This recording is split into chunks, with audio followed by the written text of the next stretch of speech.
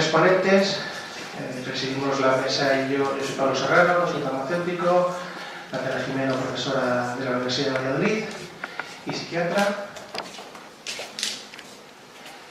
Y vamos a ir presentando de uno en uno a los ponentes, ¿vale? Cada uno va a hablar de un aspecto. Esta mesa va a parecer un poco heterogénea porque nos han encontrado un endocrino, una neuróloga y un psiquiatra. Iba a decir, bueno, y vaya magnum que vamos a montar aquí.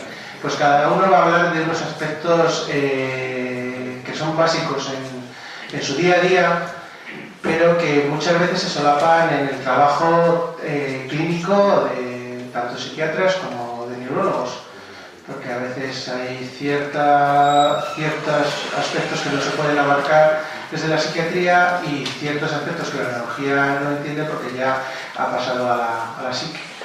Fernando trabaja aquí en el Hospital de Segovia, es endocrino, su especialidad sobre todo está encaminada en problemas cardiovasculares derivados con la diabetes. Nos va a hablar un poco desde un aspecto bioquímico y biológico sobre todo de este aspecto cerebrovascular. Espero que os guste la intervención y bueno, vamos a despertarnos un poco ya con el cafetito que nos hemos tenido que tomar y ponernos las pilas para atender.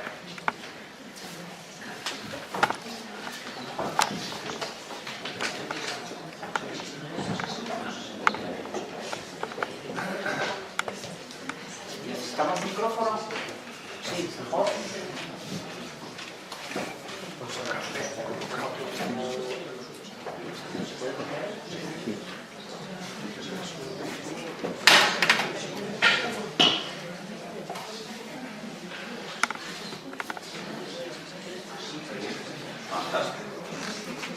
Bueno, pues muchísimas gracias.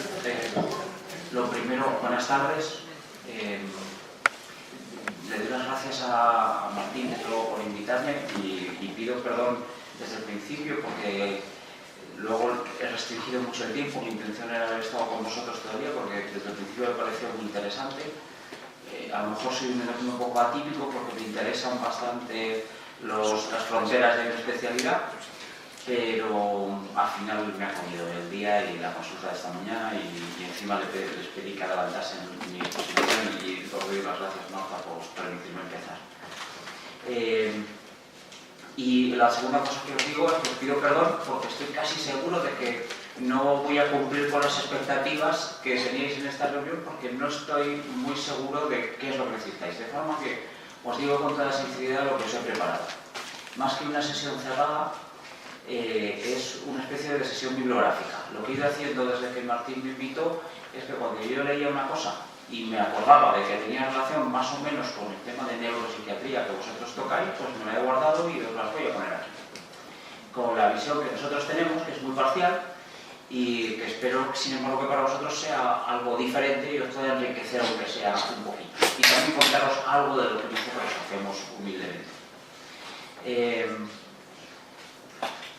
He ordenado al menos el contenido en estas 5 cosas. El primero es lo que estoy haciendo, es explicaros un poco cuál es mi perspectiva y yo soy endocrinólogo, pero mi foco de interés clínico y ha sido la diabetes y eso es lo que os voy a hablar fundamentalmente.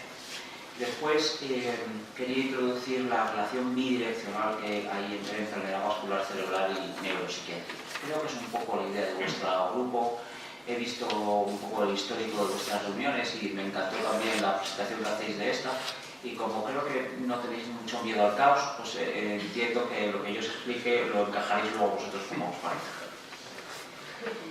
Después hablaré un poquito de la conexión y la posibilidad de que el link o la unión entre neuropsiquiatría y diabetes sea precisamente la patología cerebrovascular, vascular. Tocar un poco diabetes y otras enfermedades neuropsiquiátricas. Os voy a poner una diapositiva simplemente para hablar de algo que a mí me apetece y que a lo mejor os interesa, y es no tanto diabetes en sí mismo, sino peso. Hablar de peso y hablar de diabetes es prácticamente lo mismo. El 80% de las personas con diabetes son obesas y la obesidad es una de las causas de diabetes y de toda la enfermedad cardiovascular. Pues hablaré un poco de peso y demencia y al final unos datos para que veáis lo poco que nosotros a lo mejor valoramos lo que vosotros me estáis pidiendo hoy en nuestra práctica clínica diaria. esto así tan abigarrado es una de las posibles esquemas que interrelacionan los factores de riesgo modificables, no modificables, clásicos y no clásicos, emergentes y antiguos, en relación con el riesgo cardiovascular en el contexto de la insulinoresistencia, también llamado el síndrome metabólico, también de diabetes. Como sabéis, diabetes, sobre todo diabetes tipo 2, se ha considerado desde hace años como lo que nosotros llamamos un equivalente de riesgo. Cuando os explique cosas que sí que sabéis, me perdonáis, pero lo que no quiero es que alguien se quede diciendo de qué me habla este hombre. El equivalente de riesgo llamamos en valoración epidemiológica, estadística, de riesgo cardiovascular a aquellas personas que tienen más del 20% de sufrir un evento en los próximos 10 años. La diabetes per se, esto es discutible también, lo podemos comentar. Seguro que yo voy a decir muchas cosas que os va a decir Marta y mejor que yo, pero como luego sí tenéis las dos versiones, pues así os quedáis con lo que os venga bien. Se considera que la diabetes en sí mismo es ya un equivalente de riesgo. Equivalente de riesgo, para que nos entendamos, es que tiene el mismo riesgo cardiovascular, el mismo riesgo de tener un evento cardiovascular que una persona que ya ha tenido un infarto de miocardio o un ictus. ¿Vale? El mismo. Es muy alto, por tanto. Y como veis, todos los factores que conocéis desde el punto de vista lipídico, hipertensión y desde luego de alteraciones glucémicas influyen en este riesgo cardiovascular. Este es un estudio muy interesante. Esta tarde, por lo que me tengo que ir, les voy a volver a poner esta diapositiva. Es un estudio que se vio en Lancet y explica la presentación habitual de los eventos cardiovasculares en personas con diabetes y no diabetes. Y son ligeramente distintos y de esas diferencias creo que podemos aprender ahora. Si os fijáis, el evento, son 14 eventos cardiovasculares. Los eventos que más hay en diabetes son la enfermedad arterial periférica, algo que por cierto nosotros le damos poca... los clínicos lo estamos tratando mal, en mi opinión. La insuficiencia cardíaca ahora está muy de moda por otros temas que nos tocan, pero sin embargo lo que sí se ve es que digamos que la diabetes per se incrementa más el riesgo, digo más, porque tienen también riesgo de las dos cosas, pero más el riesgo de cardiopatía isquémica y eventos relacionados con cardiopatía isquémica que con enfermedad cerebrovascular. Sin embargo, la hipertensión se asocia más con enfermedad cerebrovascular pura que la diabetes entendida como alteración glucémica aislada. Es la primera cosa que os quería decir de esto. Este mismo trabajo, además de decirnos qué exceso de riesgo para cada uno de los eventos tiene la diabetes, son estas gráficas que tenéis aquí, que por ejemplo nos dicen que no hay un exceso de riesgo para algunas cosas, como por ejemplo la hemorragia intracerebral o como para los aneurismas aórticos, y sí que hay mucho más para la enfermedad arterial periférica, como os he dicho, y los eventos relacionados con cardiopatía isquémica. Pero además de ese exceso de riesgo, también nos dice que es mucho más precoz. De hecho, haciendo un resumen rápido de todas estas gráficas, lo que sale es que aproximadamente el 40% de los eventos cardiovasculares en personas con diabetes se dan antes de los 60 años. Es decir, no solo los tienen más, sino que los tienen antes. Y no todos son fatales, no todos son mortales. Y algo de lo que estamos muy preocupados ahora, y creo que es una cuestión muy clínica, muy básica del día a día en un hospital, es que las personas, y de hecho os diré otro dato que hemos metido aquí en diapositiva, el gap de esperanza de vida entre personas con diabetes y no diabéticos se ha reducido muchísimo. Es decir, casi tienen una experiencia de vida igual, lo que no tienen es la misma calidad de vida. Muchos de ellos tienen un evento no fatal de este tipo y después de eso tienen un deterioro cognitivo que se puede acompañar de enfermedad desde luego neuropsiquiátrica, que les acompaña y que reduce enormemente su calidad de vida y por cierto las posibilidades de abordar una mejora o una intervención. Este es un estudio que nosotros utilizamos de referencia para diabetes tipo 2, es nuestro QAN en esto de la diabetes tipo 2, que es el UCAPEDES. Es un macroestudio que se hizo en el Reino Unido en personas hace ya décadas, como veis esto está publicado y es un estudio, un análisis después de... Los resultados se comunicaron en Barcelona en el año 96, lo digo porque yo era R1 y estuve allí y es una cosa que siempre repito, es una cosa para ver si no es idea del tiempo. Este es un estudio que se hizo en un número muy importante de diabéticos tipo 2 al diagnóstico. Se hicieron una intervención intensiva en control glucémico e intencional y versus tratamiento convencional y se compararon los eventos. Esto todos decimos en diabetes que no se va a volver a repetir porque hacen falta muchísimos años de seguimiento y una N muy grande de pacientes para tener un estudio como este. Y ya no se aplican recursos económicos de esta magnitud, desgraciadamente. Pero esta diapositiva lo que refleja es lo que os comentaba del perfil distinto de diabetes, entendido como alteración glucémica e hipertensión arterial en ictus e infarto de miocardio. Si os fijáis en este caso, os leo una persona que tenga una tensión arterial entre 13 y 14, dependiendo de su hemoglobina glicada, que es el otro... A ver si me aprendo ya el puntero aquí. ¿No? Es que la pantalla no es con el ratón. Ay, perdona. Tengo que señalarlo. Vale. Perdóname. Si tiene una tensión entre 13 y 14 de sistólica, hay una graduación para el infarto de miocardio dependiendo de su control glucémico. Sin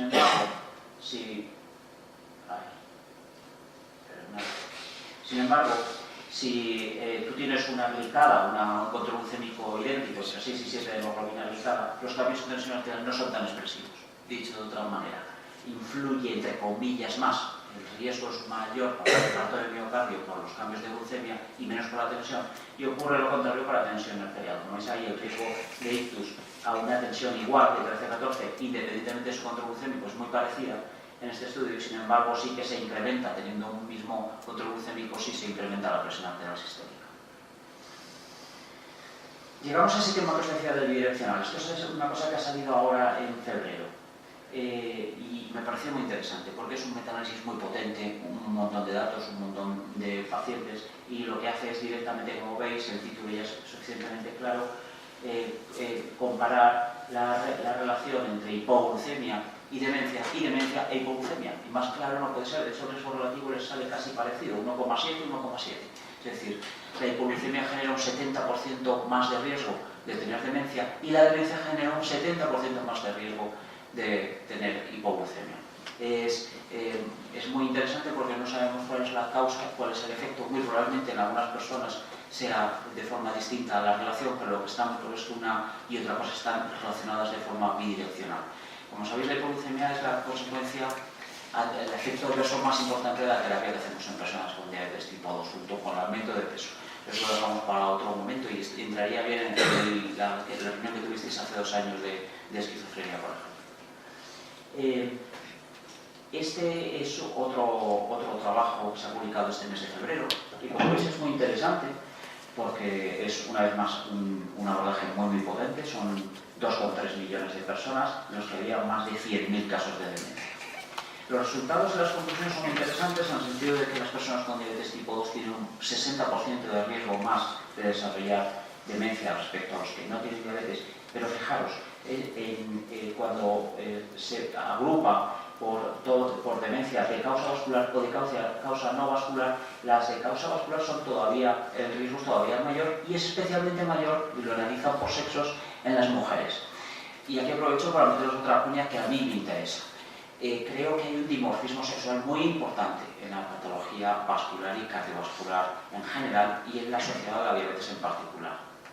Y es un tema a tener muy en cuenta, porque hasta ahora se ha considerado que el riesgo cardiovascular masculino, porque globalmente hay más hombres que sufren eventos que mujeres. Esto además puede cambiar cuando cambien las esperanzas de vida o la demografía de la población. Pero en edades mayores, no en la población general, sino en edades mayores de 50 años, en las que, y sobre todo cuando vamos más allá de los 60, es decir, si tomamos solo posmenopáusicas versus varones de la misma edad, esta diferencia de riesgo se va eliminando, y en edades mayores aumenta, y en el caso de las mujeres con diabetes tienen muchos más eventos y peores, con peor resultado que en varones. Es una cuestión que os digo porque a nosotros nos interesa y estamos valorando algunas cosas. Os diré que si ligamos los datos que os hemos dado antes y estos, es decir, que la demencia vascular es mayor en mujeres diabéticas que en varones diabéticos, yo mientras os esperaba a las 3:30 me he acordado de otra cosa, y es en el análisis de estos datos. Estos son los datos de hipoglucemias graves atendidas por las ambulancias, por los servicios de urgencias de Andalucía, de toda Andalucía, 8,5 millones de habitantes, más población que algunos países europeos. Hicimos una valoración de incidencia, de prevalencia y de costes, ¿no? Pero una de las cosas que nos salió es que las hipoglucemias eran más frecuentes en mujeres que en varones. Y en la discusión pues hablábamos de por qué podría ser esto, hay muchas cuestiones que salen ahí, pero nunca habíamos pensado, yo no había pensado si el sexo femenino favorece demencia, favorece otras alteraciones neuropsiquiátricas que justifican esta diferencia de riesgo. Esto es solo una hipótesis. Esto solo es una diapositiva, esto hubiera estado mejor en la de hace 2 años, que hablasteis puramente de esquizofrenia o alteraciones neuropsiquiátricas, ¿verdad? Pero simplemente os lo he traído porque es un artículo que es muy reciente y es muy interesante en Lancet Psychiatry, y como veis mete los eventos cardiovasculares en medio de toda la fisiopatología que conecta esquizofrenia, tratamiento de la esquizofrenia o de la psicosis y enfermedad cardiovascular metabólica, es decir, diabetes. Estamos muy interesados en esto, pero una de las posibilidades es que la conexión no sea tan química, como decía Pablo cuando me presentaba, sino que pudiera estar también vascularmente mediada a través de la enfermedad vascular existente en estos casos. Lo que os decía de peso y deterioro cognitivo. Esto, bueno, sabéis que los endocrinos somos los de la obesidad, ¿no? Y entonces, pues tenía que hablar de peso, algo de peso teníamos que decir, ¿no? Pero, sin embargo, en este caso de lo que os quiero hablar es de bajo peso. Esto a mí me llama la atención porque sabéis que os suena mucho de las curvas J. Seguramente también Marta os hablará de la curva en J. La curva en J para la tensión ocurre, ¿no? Y el curva en J se refiere al riesgo, en este caso de mortalidad o de eventos cardiovasculares respecto a una variable que suele ser hipertensión, en este caso peso. En peso hay una curva en J para mortalidad y para muchas otras cosas, es decir, en pesos normales, en personas normoponderables, el riesgo es bajo de mortalidad o de enfermedad cardiovascular. En obesos aumenta el riesgo cardiovascular, pero una cosa que se llama, está ahí debatiéndose, que es la paradoja del bajo peso, es que por debajo de un peso normal vuelve a incrementarse el riesgo cardiovascular. Yo no sé si esto puede estar relacionado también con esto. Esto es un dato también muy reciente de este año, que se ha publicado en JAMA, y como veis aquí lo que hay es que hace un estudio muy interesante de personas seguidas durante décadas y ve aquellas que pierden peso desde la edad media de la vida en las décadas siguientes. Y lo que se describe, curiosamente, es que es un marcador muy importante de riesgo de desarrollar demencia la pérdida de peso a partir de la edad media de la vida. Es decir, que, porque como todos sabéis, lo normal es que engordemos con el paso de los años. Eso es lo normal. También hay curva J en eso. Los bebés y los ancianos tienen que tener más peso que las edades medias de la vida. Pues cuando eso no es así, las personas que no engordaban década por década tenían más riesgo de demencia que las que mantenían su peso o aumentaban.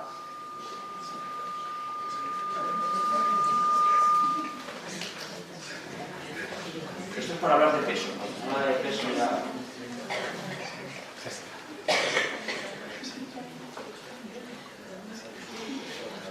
Y casi terminando quería contaros este artículo, porque me ha hecho pensar algunas cosas y os cuento un poco de qué va, sin aburriros mucho. La Asociación Americana de Diabetes, es como para el baloncesto de la NBA. O sea, que se creen y posiblemente lo sea, ellos saben que lo llaman el campeonato mundial. La NBA, ellos dicen que es el campeonato mundial. Pues la A es la Asociación Mundial para ellos, ¿no? De diabetes. Y la mejor es. Tiene 4 revistas. Una es de educación, otra es más divulgativa, una es muy clínica, que es Diabetes Care, y tiene una que es la básica, la dura, que es esta, diabetes. Pero a veces hay cosas que los clínicos llegamos a leer. Y este es un artículo que salió hace muy poquito, como veis, sobre el papel de los receptores de insulina en la memoria. El título es de la memoria, pero en realidad es mucho más amplio. Casi todos vosotros y nosotros relacionamos la insulina, sobre todo pensamos en los diabéticos que se la pinchan, como la hormona que se encarga de regular el metabolismo de, nosotros decimos del azúcar, ¿no? De los hidratos de carbono, pero en realidad regula todo el metabolismo también de las proteínas, las grasas, etc. Bueno, hasta ahora la visión clásica es páncreas produce insulina, en respuesta a lo que comemos va la insulina al hígado, por ejemplo, y metaboliza la glucosa. Vale. En los últimos años, ya décadas, sabemos que eso no es así. Los endocrinos tenemos muchos defectos, pero uno de ellos o los médicos, es que a cada elemento del cuerpo le escribimos una única función. Por ejemplo, las hormonas le decimos que es solo una. La prolactina es para la lactancia. No, la prolactina es un inmunoregulador, regula la respuesta inmunitaria, muchas cosas. La insulina lo vimos así y ahora sabemos que seguramente hace muchas más cosas. Y aquí os meto algo que vosotros entendéis mejor que mis compañeros endocrinos, y es que el peso, la diabetes, la acción de la insulina es mucho más que cómo metabolizo el hidrato, lo consume la célula y tengo energía.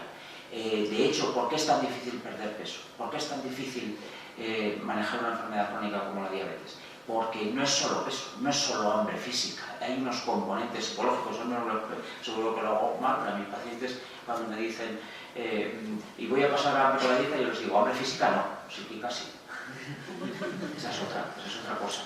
Es decir, yo soy muy burdo, ¿no? Pero yo les digo, si tú eres muy goloso y yo te doy 2000 calorías diarias de comida sin dulces, vas a echar de menos el dulce. Hambre no vas a pasar, pero el dulce vas a querer. Pues en el comportamiento de la ingesta y del apetito está vinculado intrínsecamente a cosas, bueno, y no voy a decir solo psicológicas, pero incluso son ancestrales. Habréis oído, y si no lo dejamos para otro día, la teoría de los genes habladores. Eso para, si no os aburro mucho esto, a lo mejor Martín me invita a otro y os lo explico. Pero básicamente lo que quiere decir es que el ser humano se ha ido adaptando a las circunstancias en siglos o milenios, no en la última década. Y nuestro sistema se defiende de la agresión, incluso cuando puede comer más, pues come más todavía, pues acaso viene luego la hambruna, ¿no? O los refuerzos que nosotros obtenemos de la comida no son solo físicos, incluso son de una psicología más compleja de lo que creemos. En diabetes hasta ahora se pensaba que la insulina actuaba solo así, pero ahora sabemos que la insulina tiene receptores a nivel central, ahora sabemos hace tiempo, sabemos que actúa a nivel central, y que incluso la regulación del metabolismo puro va por vía central, es decir, no es solo directa de la vena porta lleva la insulina desde el páncreas hasta el hígado, sino que la insulina que llega a hipotálamo y otros núcleos cerebrales activan respuestas que generan, por ejemplo, cambios en la lipolisis o en la sensibilidad de la insulina en tejidos periféricos. Eso es en cuanto al metabolismo, pero otra de las cosas que pasa es que la insulina es un potente engordante. Nuestros pacientes tratados con insulina engordan mucho. Es uno de los problemas que tenemos ahora y por eso la insulina no reduce riesgo cardiovascular, no lo he conseguido demostrar claramente. Sin embargo, a nivel central, una vez pasado la barrera hematoencefálica, la insulina es anorexígena, porque es lo que hace, ¿no? Cuando comemos, va la insulina, digamos, a nivel periférico a metabolizar, pero sube arriba y dice no comas más. Pero esto es una visión muy simple. Además de eso, la insulina, lo que se ha visto, y lo recoge este artículo, es muy interesante de leer, hace muchas más cosas. Una de las cosas que se ve en esos diseños experimentales, esto como sabéis todos son RCows, o sea, los modelos de ratones knockouts de genes y demás. Son modelos experimentales que dicen, bueno, si le quitamos el receptor cerebral de la insulina, ¿qué le pasa? Y si se lo quitamos solo en el hipocampo, ¿qué le pasa? Y entonces hacen modelos experimentales de qué pasa ahí. Y una de las cosas que se ha visto es que la insulina, a través de sus receptores, que son fosforilados en situación normal, es lo que tenéis en el lado derecho de la diapositiva, influye también en la plasticidad neuronal y en las conexiones. En este título habla solo de la memoria y se ha visto que los ratones, en los modelos experimentales que estudian, tienen menos memoria cuando tienen una situación similar a lo que ocurre en la diabetes y, por cierto, en la enfermedad de Alzheimer. Seguramente Marta habrá oído esto, pero hay una nomenclatura que se utiliza por algunos expertos que es de diabetes tipo 3. Sabéis que las dos más habituales son la tipo 1 y la tipo 2. La tipo 3 es la diabetes asociada al Alzheimer. Una de las causas de la diabetes es que en la célula beta se deposita amiloide, que es un depósito alterado de la propia proteína de la insulina, y en el Alzheimer es lo que ocurre a nivel cerebral. Y las personas con Alzheimer tienen más diabetes y los diabéticos tienen más Alzheimer. En parte, lo que pasa en Alzheimer es lo que se ve en el otro lado de la diapositiva, una reducción de la sensibilidad de la insulina en esos tejidos. No solo el artículo repasa colateralmente que no solo afecta a la memoria, sino afecta, por ejemplo, al apetito por diversas comidas, al estado de ánimo y otras manifestaciones neuropsiquiátricas. Y sería otra conexión vasculo-cerebral con la diabetes y con la resistencia a la insulina. Y al leer esto me acordé de otro artículo que hemos publicado nosotros recientemente. Esto es un artículo, un trabajo que hemos hecho humildemente aquí, están aquí todo nuestro equipo, enfermeras, incluso algunos compañeros de medicina interna. Y lo que hicimos es, nosotros vimos que las personas con diabetes obesas que tratábamos con unos fármacos nuevos por la diabetes que se llaman análogos de GLP-1. El GLP-1 es otra hormona que no es insulina, se produce en el intestino, en las células L del intestino, y es el mediador entre eso que hemos dicho antes, entre la comida que llega al intestino y el estímulo de la producción de insulina en el páncreas. El mediador de eso son unas hormonas que se llaman incretinas y una de ellas es el GLP-1. Nosotros inyectamos ahora subcutáneo análogos de esos GLP-1 porque mejoran el control de la glucosa a través de la insulina, pero también, a diferencia de la insulina, reducen peso porque tienen receptores cerebrales que cambian el apetito y la saciedad. Bueno, pues hay receptores ubicuos de GLP-1 y hacen otras cosas más. Pero nosotros lo que vimos es que estos pacientes, ¿de dónde viene la idea de hacer esto? Roncaban menos. La rompopatía asociada a la obesidad y la diabetes, que es muy frecuente, era una cosa que mejoraba tempranamente, sin perder muchos kilos. En pocos días o semanas decía, yo lo que hago, pero me pasa es que ronco menos, duermo mejor, ¿no? Una cosa que está muy ahora, y os digo de moda o que está interesando mucho en nuestro campo, es la asociación entre alteración de la estructura del sueño, que no SAOS solo, la gente del SAOS solo se preocupa de la ventilación y poner el polisonográfico y ver cuántos apneas o hipopneas tienes en el sueño. De hecho, para publicar esto tengo muchas dificultades porque SAOS. No, SAOS no. De hecho, os diré, la somnolencia diurna y las alteraciones de la estructura del sueño, por ejemplo, el REM, no REM y toda una estructura correcta del sueño, se asocian con diabetes y con complicaciones de la diabetes sin mediar la obesidad. Así como para el SAOS, el tema de la obesidad es importantísimo para la hipoventilación. Nosotros lo que hemos visto en este estudio es que tratando a estos pacientes con diabetes y obesidades muy altas, por encima de índices de masa corporal de 30, reducíamos peso, se reducía desde luego la hemoglobina glicada, es decir, mejoraba el control de su diabetes, pero mejoraba muchísimo un test que conoceréis muchos, que es el Epworth, que es el que utilizamos de screening para saber la somnolencia diurna, y normalmente se usa también para el SAOS, pero no es un test de SAOS, es un test de somnolencia diurna, de cómo me quedo dormido durante el día. Me hizo pensar si también porque no todo se explica por la reducción de peso en nuestros pacientes, si a lo mejor una mejoría o la acción directa del GLP-1 a nivel cerebral, una de las cosas que se ha visto es que el GLP-1 cambia el apetito. Vosotros habréis comprobado que dormimos peor no solo cuando comemos mucho, sino cuando comemos mucha grasa, ¿no? Pues una de las cosas que se ha visto con estos fármacos es que el apetito por la grasa en modos experimentales, por comidas grasas, disminuye. No solo comen menos, sino que mejoran, digamos, su apetencia por alimentos, entre comillas, más sanos. Todo esto podría estar relacionado también con esos receptores de insulina, con la plasticidad neuronal y con otras cuestiones neuropsiquiátricas. Y por último, ya vuelvo a la clínica muy clínica. Esto es una encuesta que se ha publicado muy recientemente sobre... han entrevistado a líderes mundiales, yo no era desde luego, de la diabetes en todo el mundo. En España eran 3 compañeros míos, en todo el mundo, ¿no? En todos los continentes. Y les preguntaban, estábamos intentando, digamos, validar los algoritmos que utilizamos de manejo de la diabetes. Y para eso hacían más o menos 2 cosas. Una, que graduasen la importancia que dan. Ahora lo que se propone es que a la hora de hacer un tratamiento con una persona con diabetes valores ese riesgo cardiovascular que tiene, si tiene más riesgo cardiovascular cerebral o de cardiopatía isquémica, si su esperanza de vida, sus características personales, su nivel cultural, y adaptes el tratamiento, porque hay muchos medicamentos y muchas posibilidades, adaptes el tratamiento al paciente, ¿vale? Entonces ahí lo que se ponía es cómo valoraban ellos distintas características del paciente a la hora de elegir una terapia, ¿no?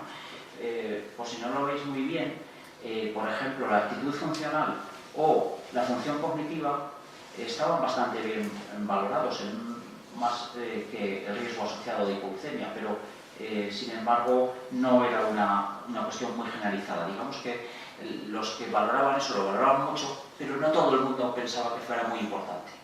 O sea que eso ya no lo hacemos muy bien. Y luego eso lo trasladaban en una cosa mucho más práctica. Nosotros lo que discutimos en estos algoritmos es cuál es el objetivo, a dónde tenemos que llegar a una persona con diabetes en grado de control. Y lo que hacían es trasladar esos factores que hemos dicho antes a unos casos clínicos. Ponían todo eso puesto en una persona viva. Y le sometían a la evaluación de cómo de agresivos teníamos que ser con la terapia, cómo debería ser el objetivo de control de su diabetes dependiendo del perfil que tenía. Y eran estos 5 casos. Solamente me quedo con 2 para ver qué opináis vosotros. De esto me interesa más lo que opináis vosotros, pero lo que opino yo. En el último caso, que es el sexto, es un paciente con esquizofrenia, incumplimiento y complicaciones microvasculares. Pero, por ejemplo, el caso 4 es anciano con demencia leve y diabetes de muchos años tratado con insulina basal bolus, un tratamiento muy complejo. Basal bolus quiere decir insulina lenta más 3 inyecciones mínimo de insulina rápida diarias, 4 inyecciones de insulina mínimo.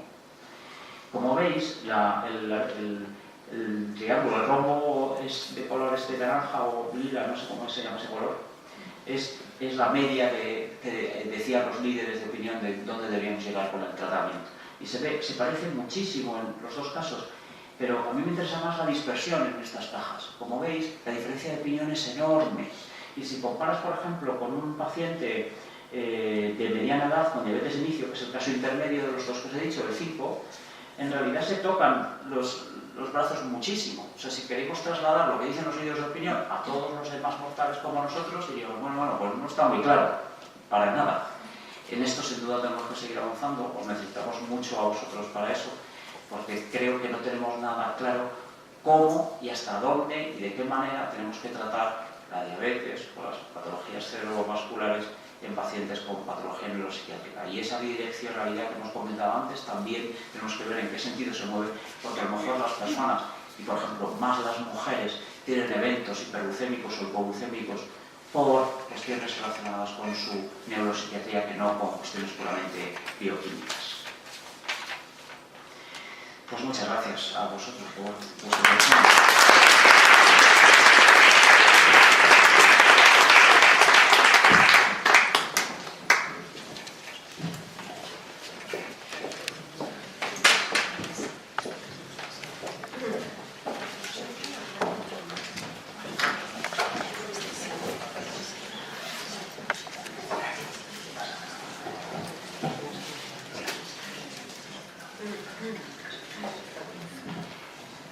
Bueno, pues dado que Fernando tiene que marcharse pronto, por favor, alguna pregunta por parte de la sala, aprovechando su intervención de aspectos prácticos entre endocrinología y psiquiatría.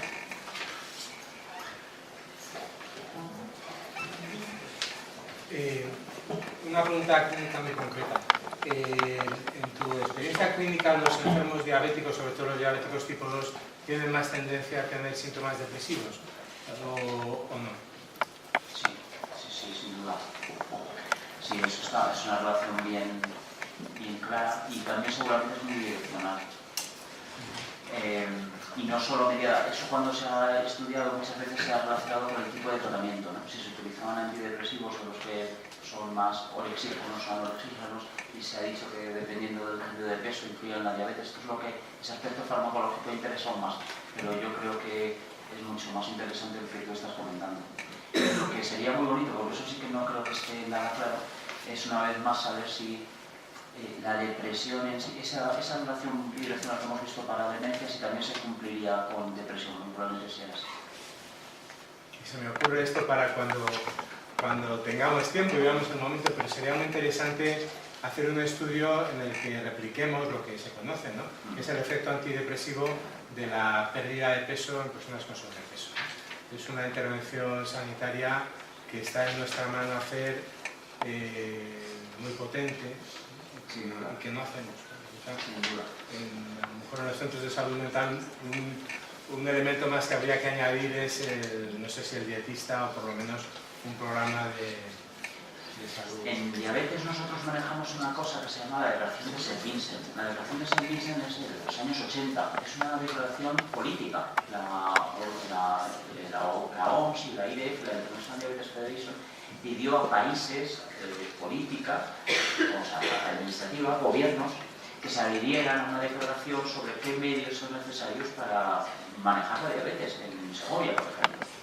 Y se definió qué era una unidad de diabetes. Y la unidad de diabetes incluye un psicólogo, como algo básico. Nosotros lo echamos muchísimo de menos. Y en relación con lo que tú dices, ayer, por ejemplo, otros compañeros les decía, si ya no es cuestión, les daban unos datos de eficacia de distintos tratamientos. Los tratamientos de la diabetes son todos muy poco eficaces. O sea, para que os hagáis una idea, el porcentaje de pacientes con diabetes en España, en un estudio hecho en Cataluña sobre 300.000 pacientes, en atención primaria, que no son ni siquiera los más complejos, no son los nuestros, que tienen, porque os he hablado mucho de glucemia, pero controlar la diabetes sabéis que es glucemia, la primera diapositiva, glucemia, hipertensión y colesterol. Que tuvieran controlados las tres cosas, 12%. Que tuvieran controlada la hemoglobina glicada, es decir, la parte de glucemia, 50%.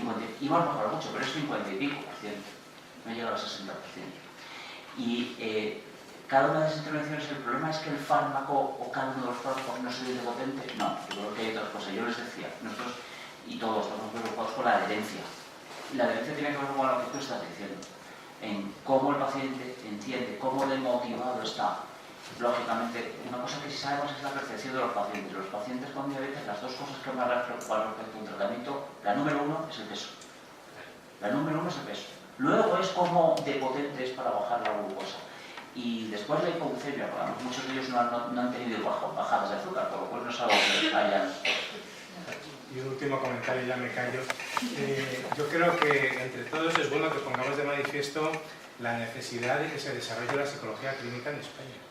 Que sigue, que queda cuando, no solo desde psiquiatría, bien, es importante, pero otras disciplinas necesitan desarrollar la psicología clínica, ¿no?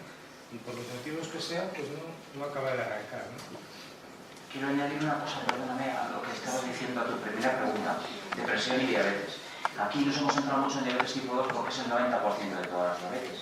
Pero la siguiente en frecuencia es la diabetes tipo 1. La diabetes tipo 1 sabéis que es la de los niños, que es una enfermedad autoinmune. Ahí la relación entre depresión, entre tener un evento depresivo causado, sea reactiva o no. Por ejemplo, nosotros tuvimos algunos casos, o sea, después de catástrofes, la incidencia de diabetes tipo 1 aumenta muchísimo. O sea, ahí sí que ya es una relación directa, sistema inmunitario de depresión, que conocéis muy bien. Yo simplemente un breve apunte, justamente en esta misma línea. Yo soy psiquiatra, trabajo sobre todo con niños y adolescentes y quería un poco, siguiendo el hilo que se proponía, aportar la sugerencia de la necesidad de programas para el manejo de la adherencia terapéutica en adolescentes con enfermedades crónicas como la diabetes. Yo en concreto en consulta llevo algunos casos interesantes de trastornos de conducta verdaderamente importantes con adolescentes con diabetes que a veces incluso utilizan o hacen o realizan gestos autolíticos con la sobredosis de insulina. Y en ese sentido sí que me parece importantísimo la adherencia terapéutica, porque la diabetes tipo 1 debuta en esta población y es vital, bueno, pues una psicoeducación, ¿no? en este sentido, y desarrollar programas para el manejo de este tipo de enfermedades crónicas en adolescentes. Absolutamente. Dejadme que os cuente entonces que comparto un caso de esta mañana de mi consulta. He visto una chica de 21 años con diabetes tipo 1 que empezamos a seguirla nosotros. Yo en este caso hace muy poquito, menos de un año. Sabéis que el objetivo de hemoglobina glicada general, que es la media de glucosa en los últimos 3 meses, es bajo del 7%. Esta chica no bajaba de 12%. Esos niveles de glucosa son de no utilizar la insulina. Por cierto, como tú bien dices, uno de los elementos más utilizados para intentos autolíticos propios y ajenos. En estos casos, muchas veces la autólisis prolongada es no ponerse la insulina de ninguna manera. En la última cita conseguí que me reconociera que les ponía insulina, que mentía constantemente en las notas que tomaba, etc. Y os cuento este caso porque es de éxito. Esta mañana he venido ya con una glicada de 8 y pico, porque no mío, lo habéis visto vosotros, lo habéis visto en psiquiatría, la mandé y la habéis enfocado muy bien y es lo que ha permitido. De hecho, os diré, esto es directo. ella quiere, se pone la insulina. Por cierto, ahora utilizamos unos sensores que miden en este tipo de personas, usan un sensor sin hacerse el pinchazo de dedo para mirar los niveles de glucosa. Pues ella lo quería, ahora lo lleva y está encantada, pero yo a mis compañeros les digo, a las personas con diabetes tipo 1, a los adolescentes que tú estás diciendo, les tengo que ver yo menos veces, les tiene que ver más un psicólogo. Para decirles yo que no van bien, yo necesito otras armas.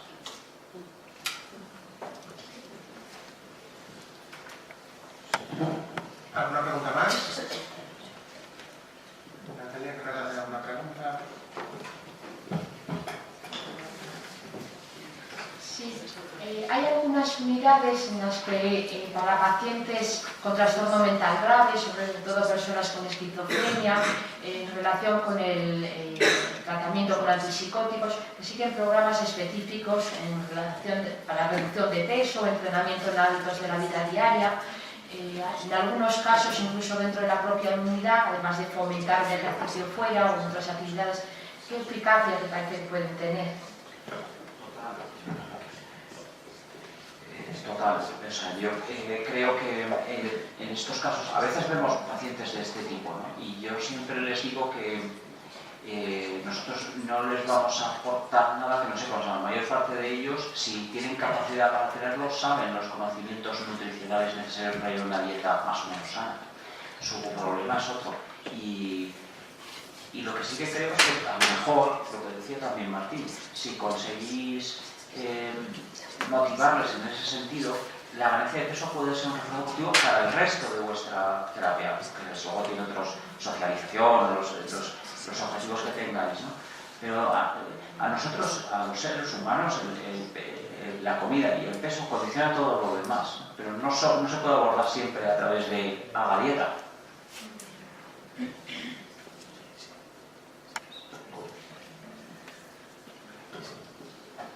Yo quería hacer una pequeña reflexión primero. Nos ha puesto en una línea los psiquiatras que estáis aquí, neurólogos que estáis aquí y profesionales relacionados con la rama, creo que no se debe perder, como la pregunta que ha hecho Patricia.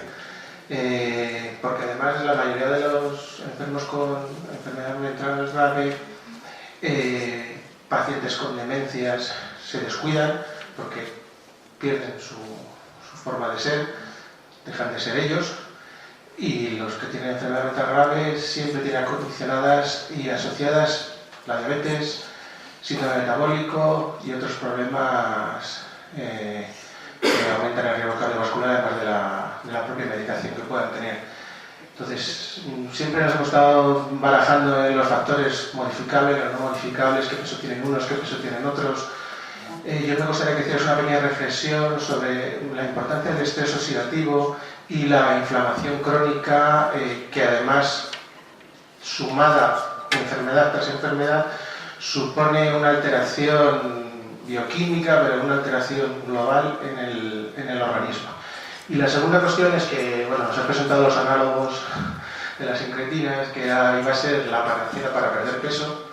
No se ha visto que es así, ¿vale? No vale para todo el mundo, ni se utiliza para todo. Y creo que se ha dejado al patito feo, que es el tejido adiposo.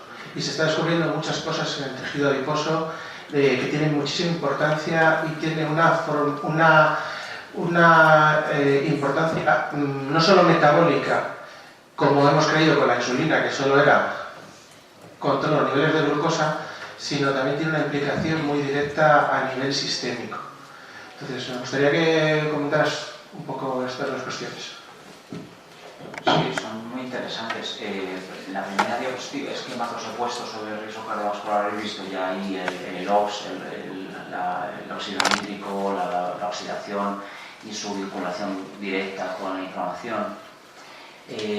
Son cuestiones muy interesantes, quizás a nivel muy básico, pero como la traslación clínica de eso es un poco yo creo, la descripción que tú has hecho, que en lugar de ser muy organocéntricos, tenemos que pensar más que cosas más generales, como es la inflamación en distintos órganos, es lo que media el daño, ¿no?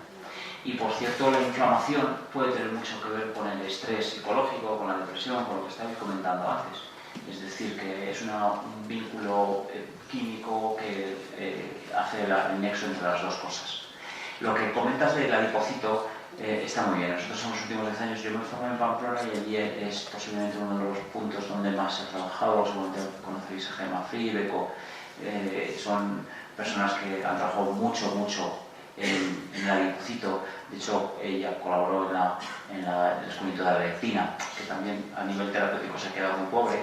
Pero son todo avances a la hora de entender las cosas. Y estemos de acuerdo. Nosotros antes pensábamos, una vez más, una simplificación, que el tejido graso era un galpón, ¿no? un almacén donde se metía la grasa.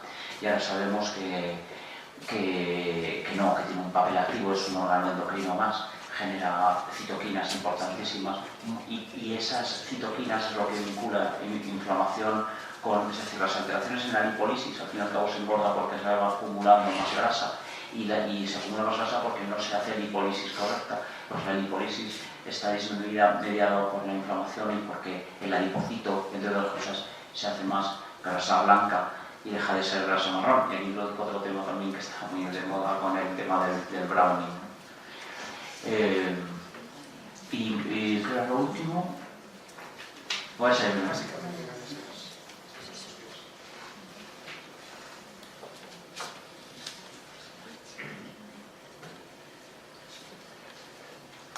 ¿Alguien más quiere hacer alguna pregunta? Bueno, pues le agradecemos muchísimo a Fernando que ha estado. Yo creo que da para mucho más, porque esa visión global que tenemos que tener un poquito del conjunto y de aportar un poco, iluminarnos un poco en nuestro día a día, creo que nos viene muy bien un poco. Muchas gracias por todo. Espero que el postprandio no haya sido muy